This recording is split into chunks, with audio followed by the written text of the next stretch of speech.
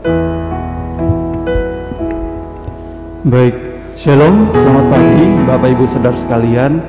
Selamat datang dalam ibadah Kapel STT Baptis Indonesia Jumat 20 Mei 2022. Pada pagi hari ini kita akan diberkati melalui kebenaran firman Tuhan yang akan disampaikan oleh Pendeta Adi Kurnia MTH dengan tema Beritakan Injil Kristus. Saya memberikan waktu dan kesempatan kepada Bapak Ibu Saudara sekalian mengambil saat teduh sejenak, mengucap syukur kepada Tuhan atas setiap penyertaan Tuhan dalam kehidupan kita, atas setiap kasih dan pertolongan Tuhan dalam kehidupan kita.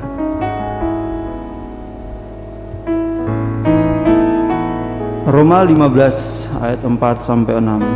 Sebab segala sesuatu yang ditulis dahulu telah ditulis untuk menjadi pelajaran bagi kita, supaya kita teguh berpegang pada pengharapan oleh ketekunan dan penghiburan dari kitab suci.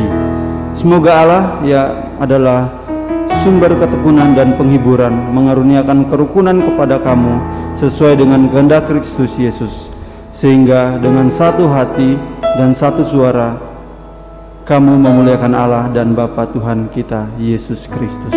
Mari kita berdoa. Kami mengucap syukur Tuhan atas setiap pertolongan dan kasih-Mu Tuhan dalam setiap kehidupan kami. Kami bersyukur pada pagi hari yang indah ini Tuhan, Engkau kembali mempertemukan kami dalam ibadah kapel kami Bapa. Kami bersyukur di tengah kesibukan kami, perkuliahan kami, tugas tanggung jawab kami Tuhan, kami menyempatkan waktu untuk datang kepadamu Tuhan. Biarlah kami menyiapkan hati pikiran kami Tuhan untuk datang kepadamu Tuhan, menjamah memuliakan nama Tuhan, dan diberkati melalui kebenaran firman Tuhan pada pagi hari ini Tuhan. Kami serahkan ibadah kapel kami pada pagi hari ini ke dalam tangan Tuhan.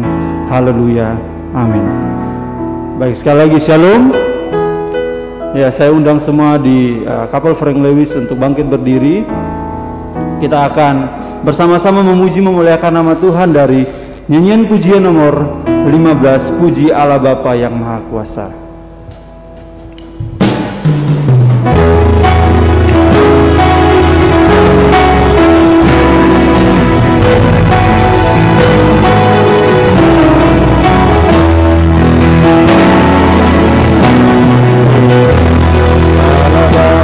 Yang Maha Kuasa.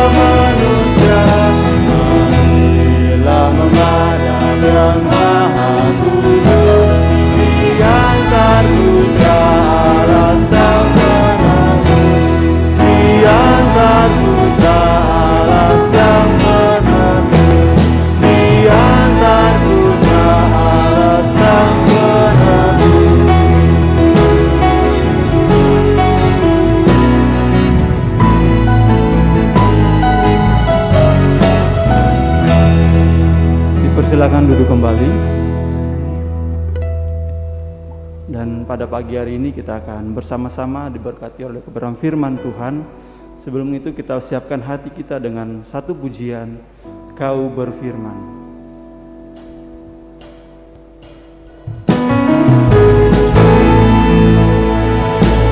Apapun yang terjadi dalam hidupku, tak pernah kuragukan kasih Tuhan.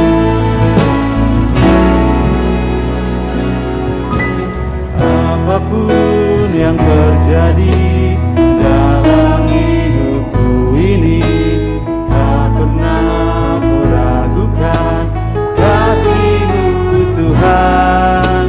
Lewat gunung yang tinggi, dalam lembah yang curam, tak pernah kuragukan janji-Mu Tuhan.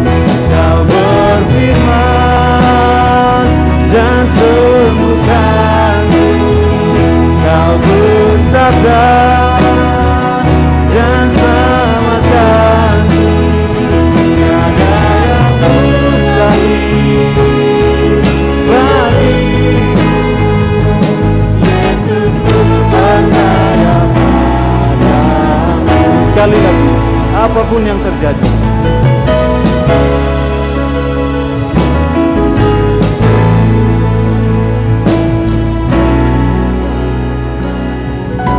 apapun yang terjadi dalam hidupku ini, tak pernah kuragukan kasih-Mu Tuhan. Lewat gunung yang tinggi, dalam lembah yang curam, tak pernah kuragukan janji-Mu Tuhan. Kau berfirman dan sembuhkanku, Kau bersabda dan selamatkanku. Tiada yang mustahil bagi Yesus, ku percaya padamu. Kau berfirman dan sembuhkanku,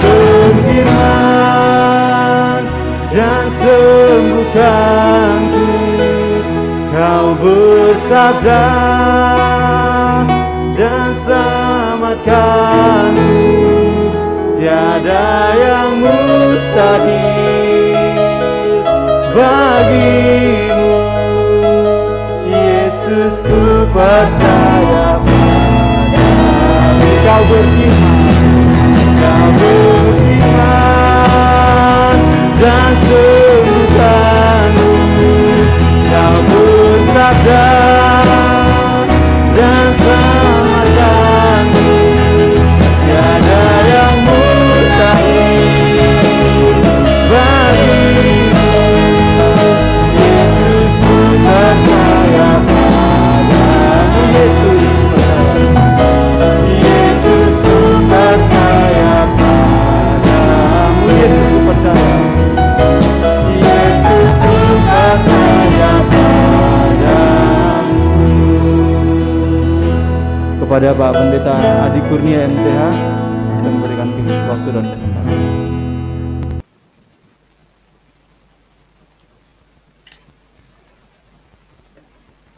Shalom, selamat siang. Saya ucapkan untuk semua yang hadir pada KPL pada pagi hari ini, khusus untuk Pendeta Robinson Rimun, Ketua STBI. Selamat siang Pendeta. Mohon maaf saya online karena waktunya yang tidak cukup untuk sampai ke kampus dan bersiap di situ.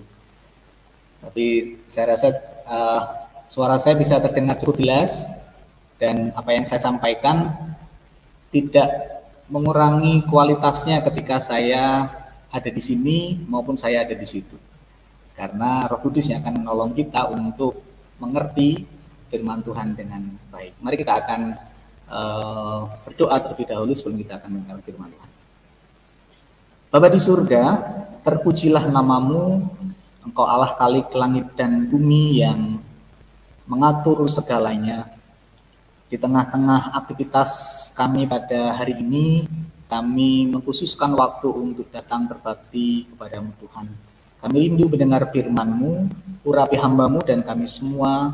Biarlah hamba-Mu boleh berkata-kata dengan hikmat yang dari Tuhan.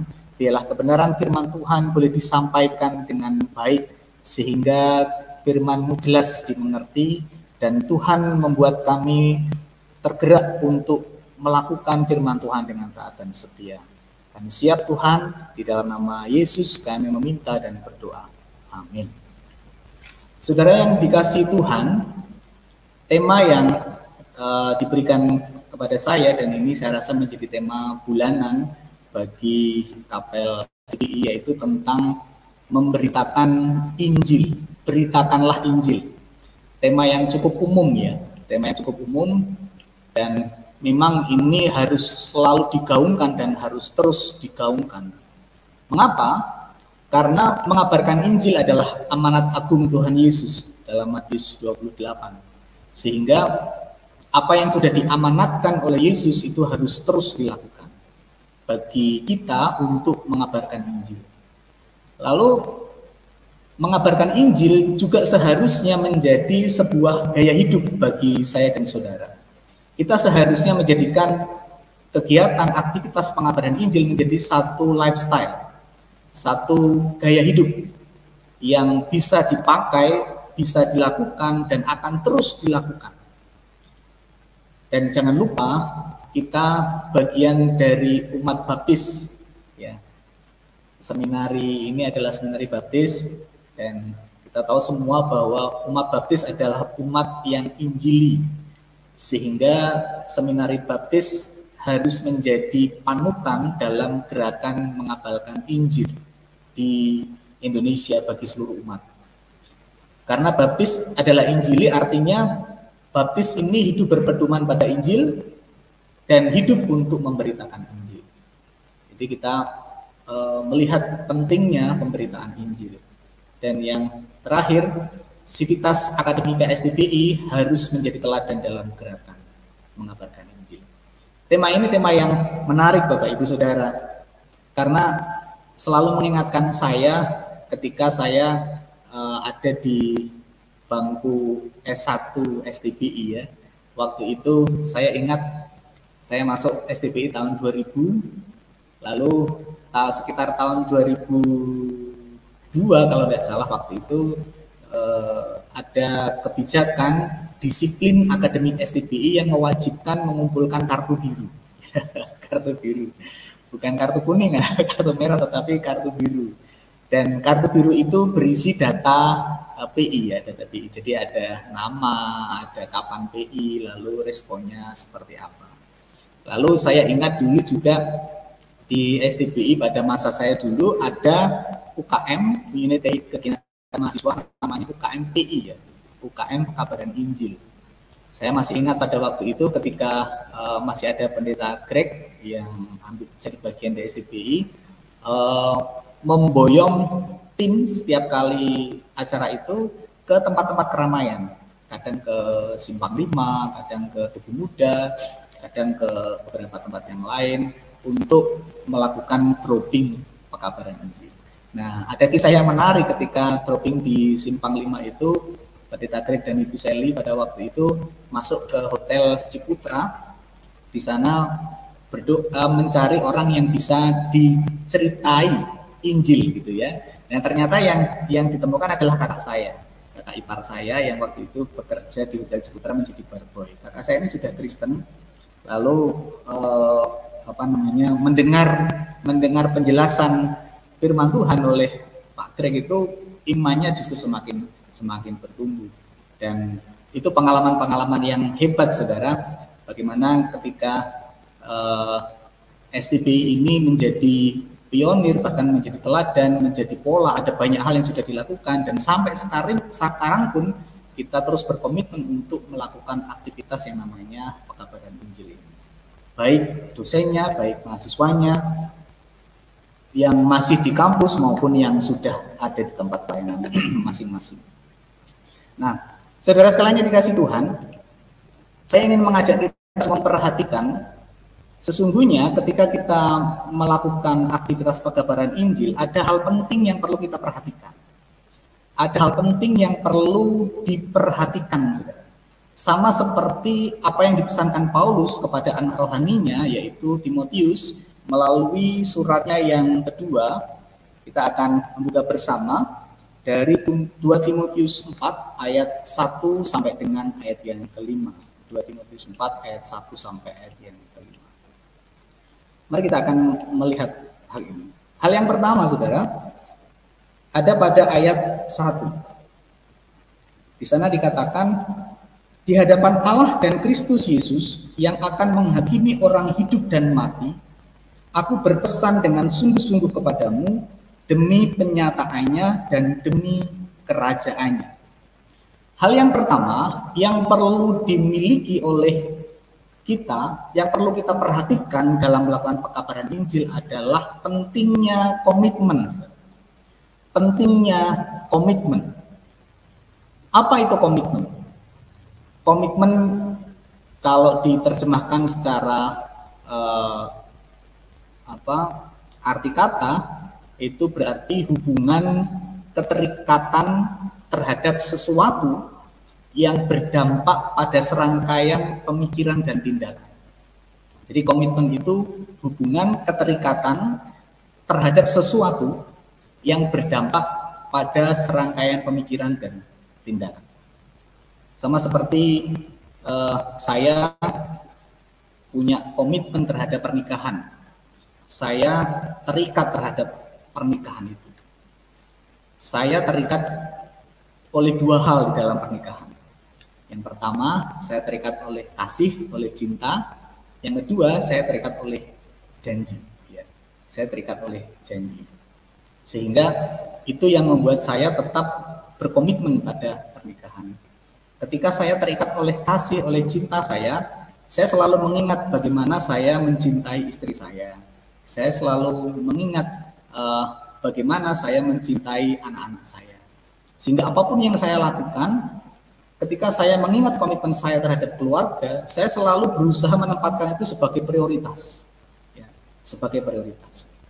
Jika ketika disuruh memilih, pendeta milih keluarganya yang diberkati atau pelayanan yang diberkati. Kadang itu menjadi dualisme ya, dualisme.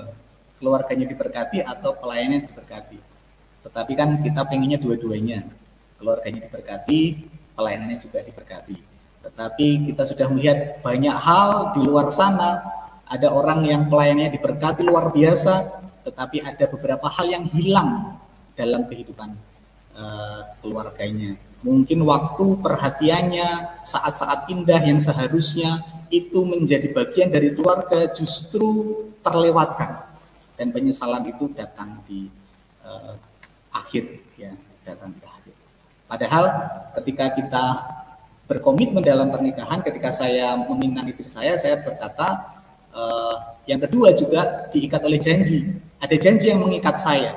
Saya berjanji, aku menerima Robi Daryani sebagai istri yang sah dan satu-satunya dalam suka duka, dalam susah senang, dalam miskin kaya, dalam hidup mati, sampai mau memisahkan kita. Tetapi kadang jarang orang berjanji dalam pelayanan, saya akan melayani di tempat ini sampai mau memisahkan, gitu ya. Itu sesuatu yang jarang. Maka itu komitmen itu penting, saudara. Komitmen itu penting. Ketika saya dan saudara memberitakan Injil, saya dan saudara perlu punya komitmen terhadap Injil itu sendiri.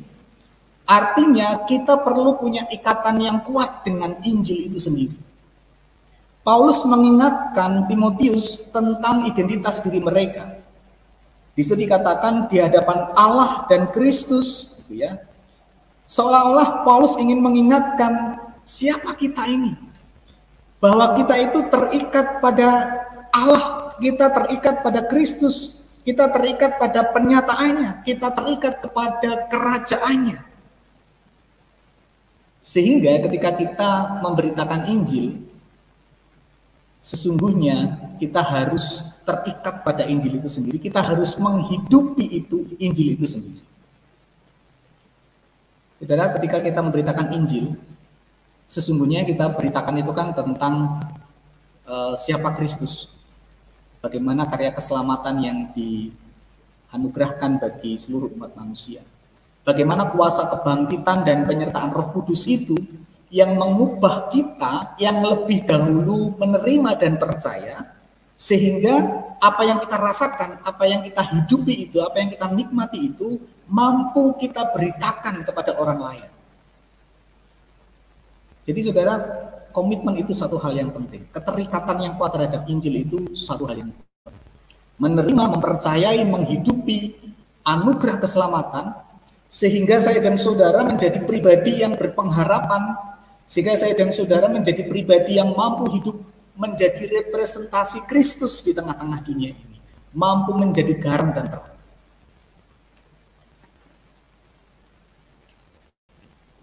Saya masih ingat di kelas S1 teologi ada kelas PI pribadi waktu itu. Almarhum pendeta Sarbini yang mengajar pada waktu itu. Tahun berapa saya lupa. Nah, ada satu pernyataan yang heboh dari beliau. Beliau berkata, ayo kita belajar tentang metode PI yang tidak dapat ditolak, gitu ya. Kan kita mengenal ada banyak metode PI ya. Ada banyak sekali. Di ahlinya ada Dr. Aji, ada Pak Hagai, ada banyak sekali ahli metode PI. Tetapi pendeta Sarbini mengatakan, saya punya metode PI yang tidak dapat ditolak oleh setiap orang. Ya. Ketika masuk mendengarkan, ternyata apa saudara metode PI itu? Kesaksian pribadi. Kesaksian pribadi. Beliau berargumen ini, loh, mengapa kesaksian pribadi itu tidak dapat ditolak? Karena saya yang mengalami. Saya menceritakan kepada Anda belum tentu mengalami seperti saya. Tetapi inilah pengalaman saya. Pengalaman saya menerima Yesus. Pengalaman saya diubahkan di dalam Kristus. Pengalaman saya diberkati ketika menerima Injil Kristus itu. Dan sekarang saya ceritakan kepada saudara. Percaya atau tidak, itu urusan Roh Kudus. Saudara, kesaksian pribadi itu, menghidupi Injil itu sendiri, keterikatan saya dan saudara, komitmen kita terhadap Injil itu sendiri, sesungguhnya akan menjadi satu kekuatan yang kuat. Ketika saya dan saudara datang kepada seseorang, ketika saya dan saudara berkata-kata kepada seseorang, karena ada roh yang bekerja, yang akan membuat perkataan kita itu menjadi berkuasa untuk diterima oleh orang lain. Ada seorang ibu jemaat kami itu dibaptis, lalu dia bersaksi, dia percaya itu tidak pernah ada orang yang datang ngomong tentang Yesus, tidak pernah ada orang yang datang dengan metode-metode itu, tetapi saudara tahu enggak bagaimana dia bisa percaya Yesus? Dia menjadi percaya karena melihat tetangganya Kristen itu hidupnya seperti apa. Dia percaya karena mengenal bagaimana kasih itu bisa ditularkan oleh tetangganya itu kepada dirinya. Dia melihat kehidupan seorang Kristen yang berpengharapan, yang penuh sukacita, yang penuh damai sejahtera. Dan akhirnya dia tertarik, dia bertanya, dia ikut, dan akhirnya dia menjadi percaya. Dan sekarang dia menjadi seorang Kristen yang punya iman yang kuat. Dan dia terus ingin bersaksi kepada setiap orang melalui kehidupannya. Karena ketika dia harus ngomong, dia harus ngapalkan, dia tidak bisa. Tetapi saya katakan kepada dia, Bu, Ibu terus bisa menjadi saksi, sama seperti Ibu percaya karena melihat orang. Biarkan orang lain juga diberkati, mendengar berita baik itu, melihat, merasakan berita baik itu melalui kehidupan Ibu di tengah-tengah orang lain. Saudara sekalian yang dikasihi Tuhan, sebagai hamba Tuhan, sebagai orang-orang yang percaya kepada Tuhan, mari kita memiliki komitmen terhadap Injil, terikat kepada Injil, menghidupinya, sehingga saya dan saudara bisa menjadi representasi berita baik itu bagi setiap orang. Yang kedua, mari kita lihat ayat yang kedua. Di sana dikatakan, beritakanlah firman, siap sedialah baik atau tidak baik waktunya. Nyatakanlah apa yang salah, tegurlah dan nasihatilah dengan segala kesabaran dan pengajaran. Yang kedua, yang penting dalam pengabaran Injil adalah konsisten. Pengabaran Injil itu butuh konsisten, saudara. Apa itu konsisten? Konsisten itu artinya tetap tidak berubah, Taat, ada unsur ketaatan di dalamnya. Konsisten itu sesuatu yang tepat, yang always, selalu, terus menerus. Sesuatu yang tetap dan tidak berubah. Sama seperti kalau saya dan saudara punya cicilan, kita harus nyicil terus ya. Sampai kapan? Ya sampai lunas gitu ya. Sampai lunas. Saya selama hidup itu baru kali ini berani ngambil cicilan. Sebelum-sebelumnya itu saya punya prinsip kalau bisa beli cash ngapain nyicil gitu ya. Tapi rupanya ada seorang akuntan yang memberi nasihat kepada saya, Pak, selama hidup kalau bisa milikilah satu track rekaman angsuran. Karena itu mempengaruhi BI checking Bapak, track record Bapak. Sehingga nanti ke suatu saat ke depan ketika butuh apa-apa, urusan dengan bank enak gitu ya. Lalu saya terpaksa nyicil tentu dengan kemampuan saya, dengan jumlah yang sedikit, supaya saya memiliki rekam jejak itu ya, rekam jejak. Nah, pemberitaan Injil adalah sesuatu yang harus dilakukan secara konsisten. Sesuatu yang baik itu harus terus ditekankan berulang-ulang. Sama seperti ketika Musa memberikan nasihat kepada orang Israel pada waktu itu untuk mengajarkan siapa Allah itu, bagaimana pentingnya mengasihi Allah dan mengasihi sesama, bagaimana mereka harus mengajarkan kepada anak-anaknya berulang-ulang ketika mereka sedang duduk, sedang bangun, sedang dalam perjalanan, ketika mereka harus menuliskan itu di tiang pintu, mereka harus menuliskan itu di mana-mana, dan itu terus diajarkan berulang-ulang. Mengapa? Karena itu adalah sesuatu yang baik. Dan Injil, saudara, berita baik itu adalah sesuatu yang baik yang harus disampaikan berulang-ulang. Disampaikan berulang-ulang. Lihatlah ayat yang kedua. Di situ dikatakan, beritakanlah firman. Injil juga harus diberitakan terus, tetap diberitakan.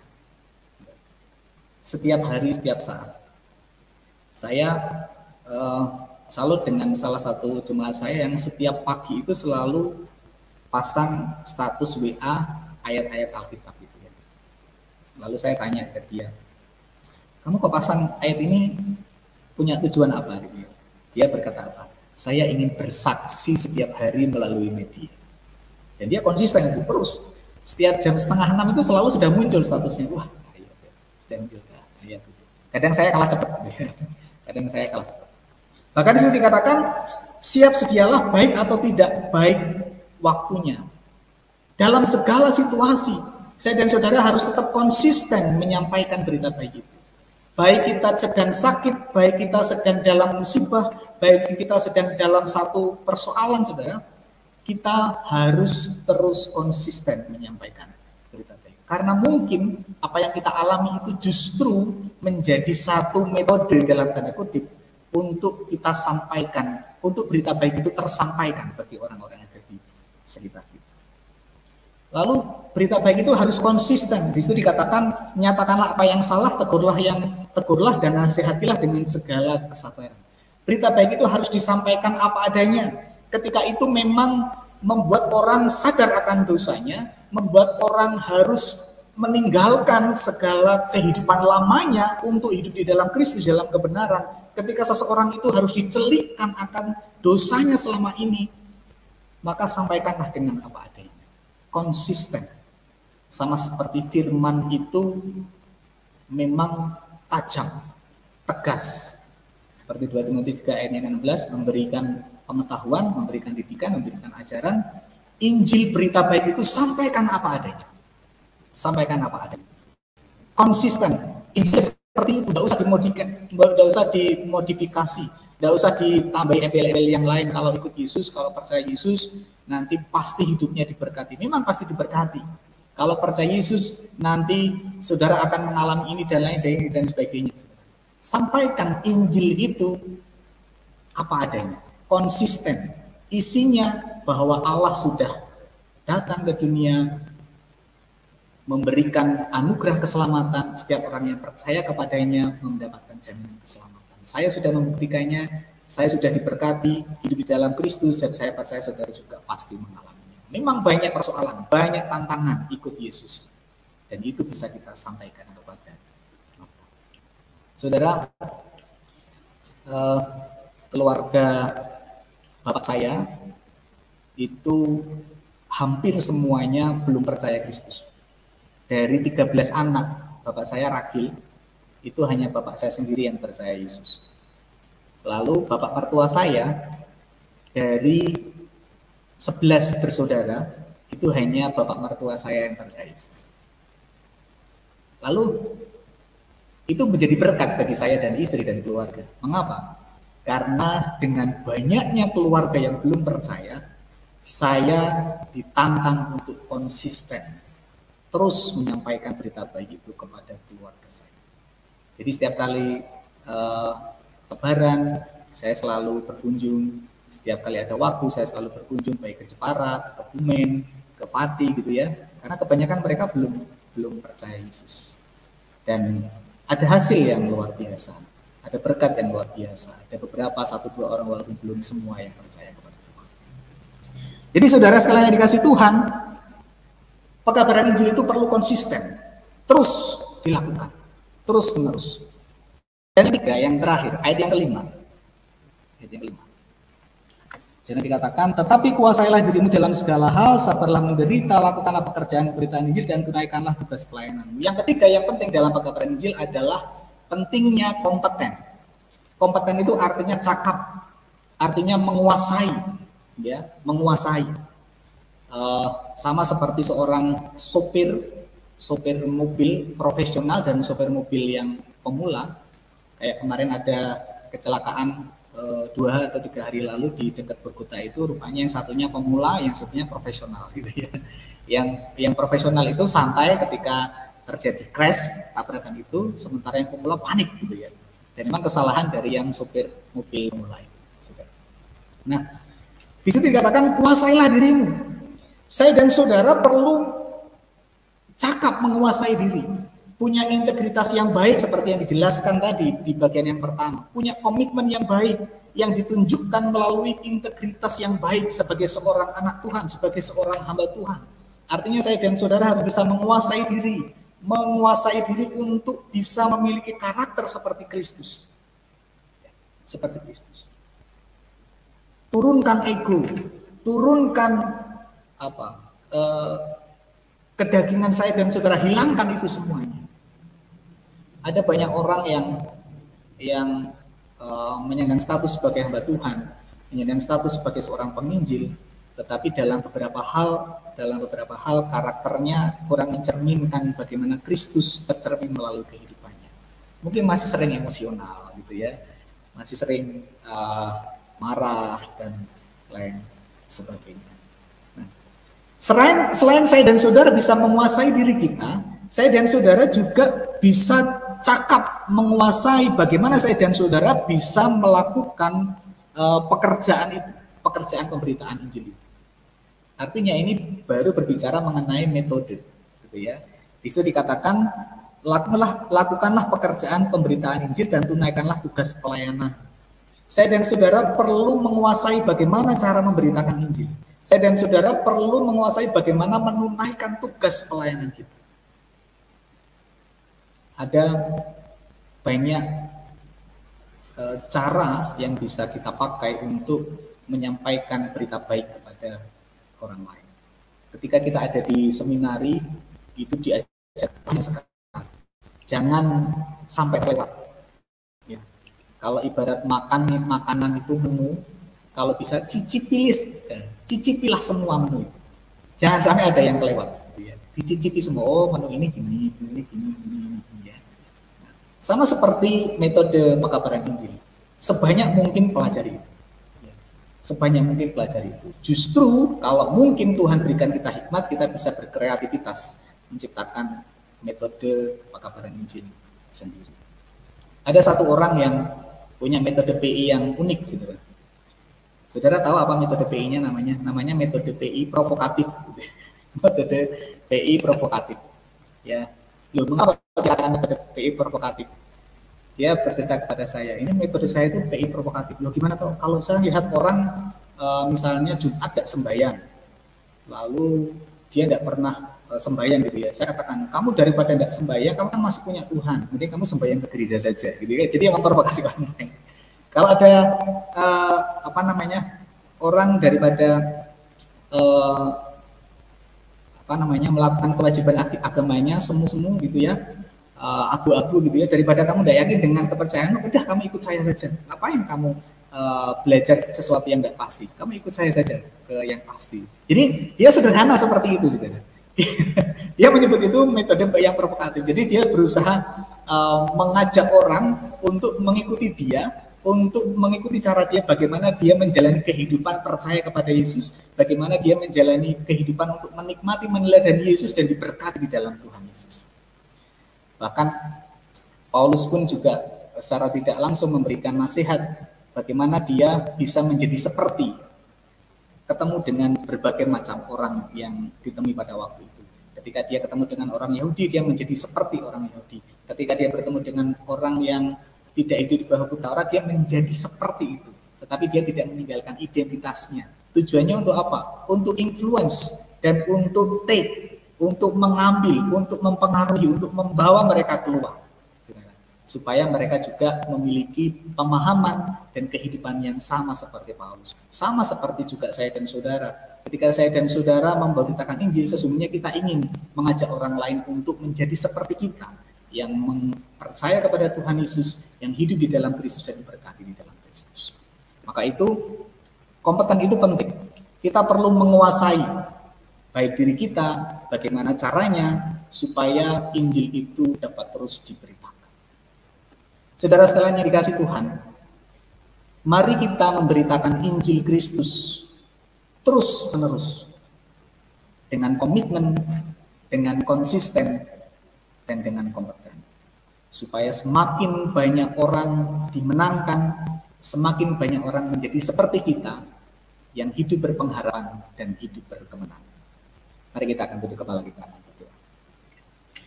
Bapa di surga, terima kasih untuk firman pada pagi hari ini.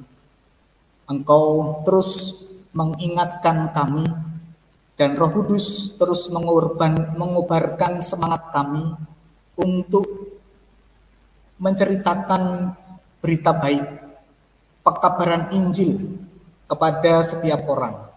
Ajar kami untuk terus berkomitmen hidup sesuai dengan Injil Kristus, untuk terus konsisten menyampaikan berita baik itu, dan untuk terus berupaya mengasah kompetensi kami, supaya pekabaran Injil kami semakin efektif dan berdampak. Terima kasih Tuhan untuk firman-Mu, kiranya semua yang mendengar diberkati, firman-Mu menjadi rema bagi kami semua. Di dalam nama Tuhan Yesus kami mengucap syukur dan berdoa. Baik, terima kasih kepada Pak Pendeta Adi Kurnia atas firman-Nya, biarlah menjadi pedoman bagi kita semua. Dan pada pagi hari ini saya undang semua yang ada di Kapel Frank Lewis untuk berdiri. Kita akan bersama-sama menyanyikan Mars STBI.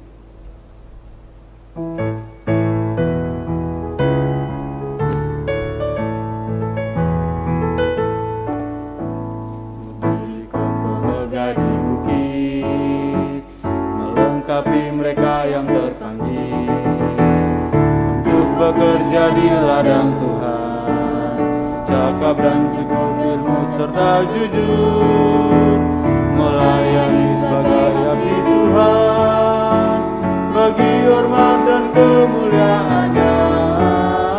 STBI melengkapi hamba-Nya untuk siap memberitakan Injil-Nya.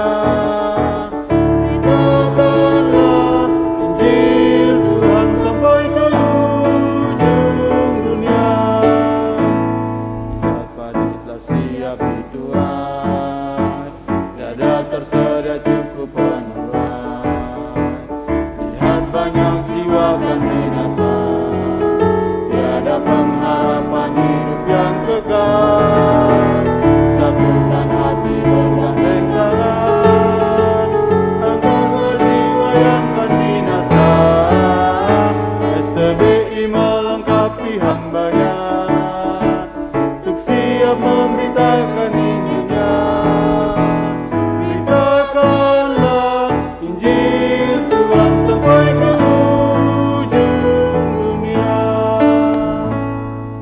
Silakan duduk kembali. kita akan mendengarkan beberapa pengumuman pada pagi hari ini. Yang pertama, doa pagi Selasa 24 Mei, WL akan dilayani oleh Saudari Genevieve Sandra, firman Tuhan oleh Saudara Freddy dengan tema Hidup Sesuai Panggilan Allah. Yang kedua, ibadah kapel Selasa 24 Mei 2022, MC Saudari Mary Presia Gea, singer Saudari Juan Silva Setiawati, dan firman Tuhan akan dilayani oleh Pendeta Muda Hagai Kuncoro MTH dengan tema Beritakan Injil Kristus. Demikian pengumumannya, dan dengan kasih Bapak Yesaya akan memimpin kita dalam doa penutup.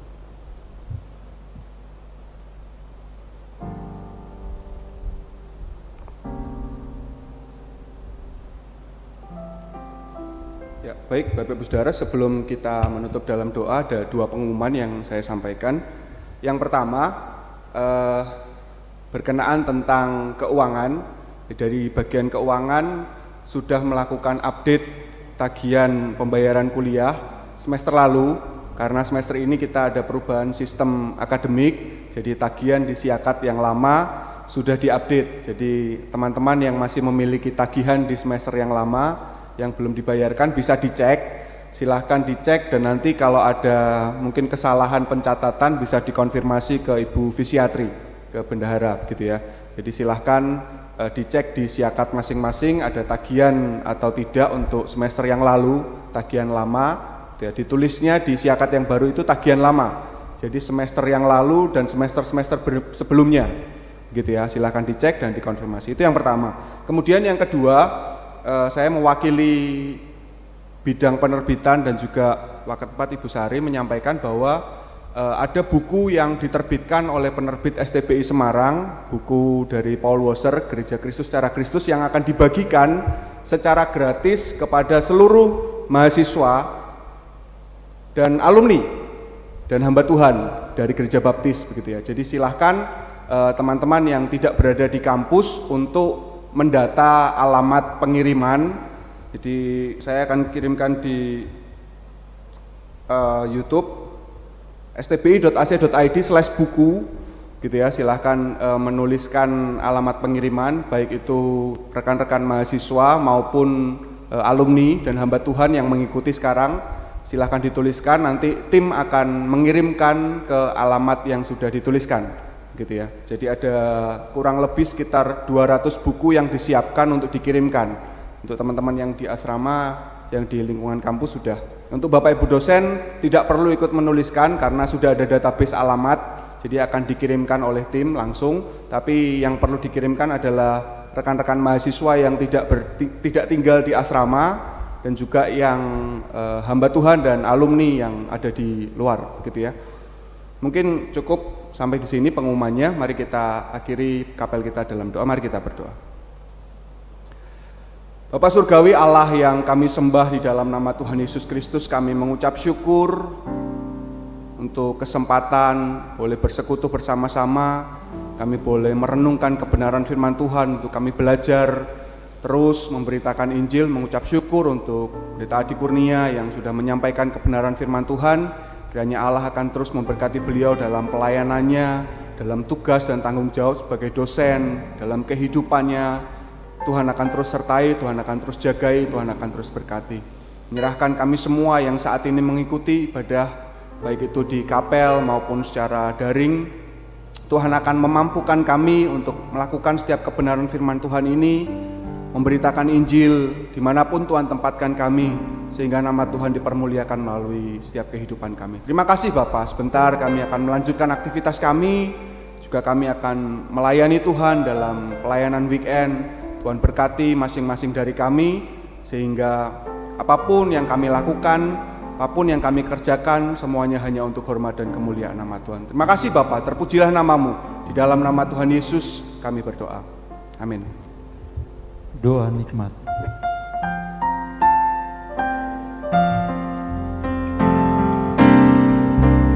Nama Tuhan Yesus Kristus, kasih Bapa di surga, dan karunia